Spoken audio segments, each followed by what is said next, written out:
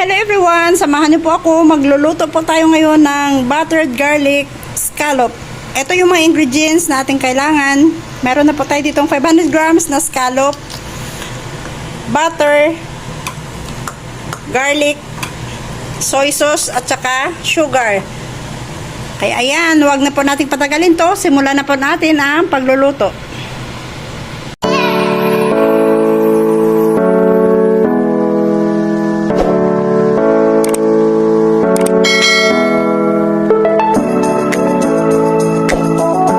Ayan, nagpainit na po tayo ng ating pan. Ngayon, maglagay na po tayo dito ng butter. Mag-melt na po tayo dito ng butter. Ayan, pag ganyang melt na po yung, nag-melt na po ng konti ang ating butter, ilagay na po natin itong ating garlic. Ayan, halo-haloin hanggang sa medyo mag-golden brown po itong ating garlic. Saute po muna natin itong garlic hanggang sa medyo mag-golden brown na po yung kanyang kulay. Ayan, pag medyo na-golden brown na po yung kulay ng ating garlic, ilagay na po natin sunod yung ating scallop. Ayan, malinisan na po siya. Ayan, halo-haloin po natin hanggang sa mag-well combine po itong ating buttered garlic sa ating scallop.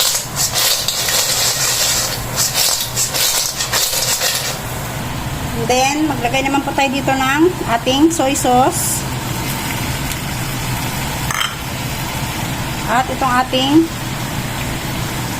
sukal.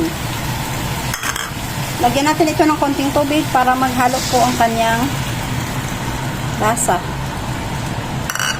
Takpan po natin and let it simmer for almost 5 to 10 minutes hanggang sa maluto po itong ating nilagay na scallop.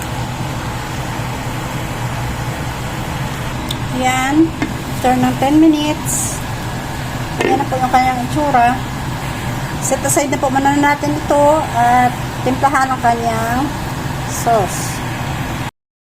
Ayan na guys, para medyo lumapat po yung kanyang sauce, mag-add lang po tayo dito ng konting slurry. Ito ay yung pinaghalong cornstarch at tubig.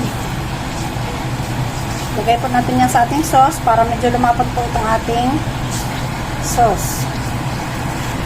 Ayan, pag ganyan na po yung kanyang itsura, tikman na po natin ang kanyang lasa.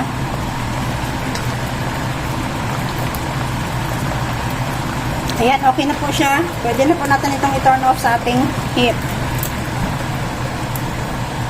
Ayan, at sunod natin lagyan ito ng butter para ayan, mag-add po tayo dito ulit ng butter para mas lalo po siyang malasa. Ayan. Huwag na po natin itong i-on sa heat kasi mainit naman po yan. Tutunaw naman po sa yung ating nilagay na butter. And then, yan, ilagay po natin yan sa itaas ng ating scallop. Lagyan lahat hanggang sa malagyan po lahat ng ating mga nilagay na scallop. And this is our final product of buttered garlic scallop. Yan. Thank you for watching guys.